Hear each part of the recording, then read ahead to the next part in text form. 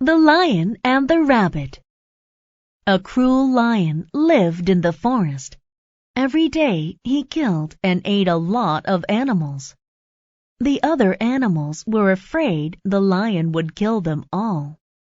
The animals told the lion, "Let's make a deal. If you promise to eat only one animal each day, then one of us will come to you every day. Then you don't have to hunt and kill us." The plan sounded well thought out to the lion, so he agreed.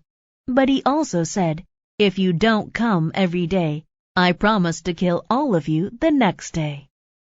Each day after that, one animal went to the lion so that the lion could eat it. Then all the other animals were safe. Finally, it was the rabbit's turn to go to the lion. The rabbit went very slowly that day, so the lion was angry when the rabbit finally arrived.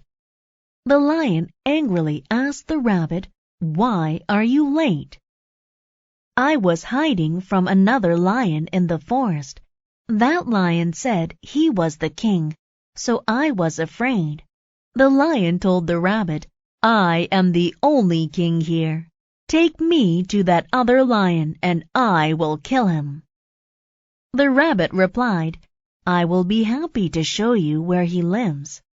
The rabbit led the lion to an old well in the middle of the forest. The well was very deep with water at the bottom.